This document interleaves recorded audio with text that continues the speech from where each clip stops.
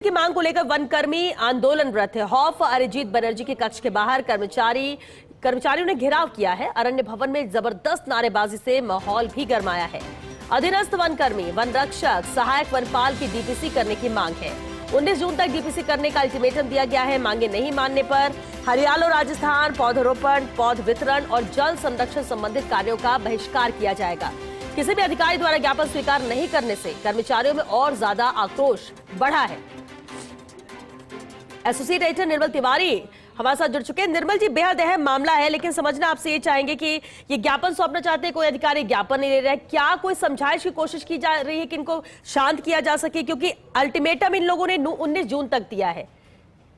देखिए श्वेता, एक तरफ तो राज्य सरकार ये चाहती है कि हरियाणा राजस्थान के तहत एक वृहद वृक्षारोपण अभियान चलाया जाए, और यही कारण है कि वन कर्मियों ने एक सटीक समय चुना है। जब 1 जून से, मतलब 1 जुलाई से जिस तरह से पौधरोपण अभियान शुरू होना था, पौध वितरण अभियान शुरू होना था, उससे पहले तमाम वन कर्मियों ने इस बात की चेतावनी दी है कि 19 जून तक अगर डीपीसी नहीं की गई तो वो हरियाणा राजस्थान कार्यक्रम का पूरी तरह से बहिष्कार करेंगे।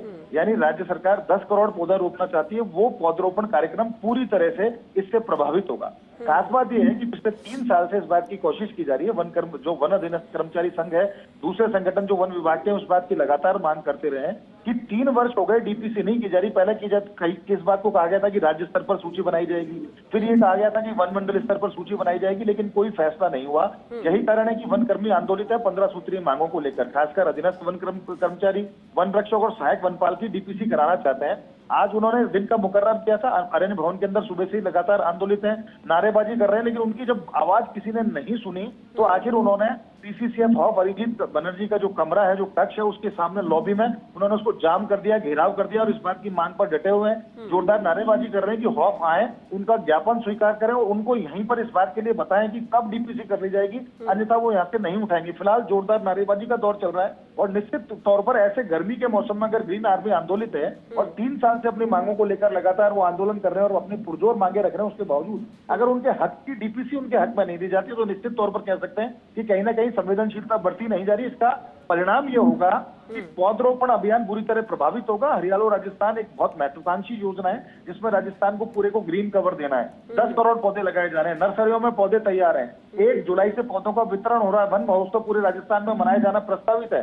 ऐसे में अगर वन कर्मी, पूरी ग्रीन आर्मी अगर आंदोलित हो गई तो निश्चित मानिए कि ना तो पौध वितरण होगा, ना पौध रोपण होगा, और ना किसी तरह का काम होगा। तो निश्चित तौर पर कह सकते हैं कि एक वृहद अभियान इससे प्रभावित होगा। होना ये चाहिए कि वन विभाग के जो उच्चाधिकारी हैं मौके पर पहुंचे, उनसे ज्ञापन भी लें और इस बात को ताकीद करें कब उनकी डीपीसी कर ली जाएगी।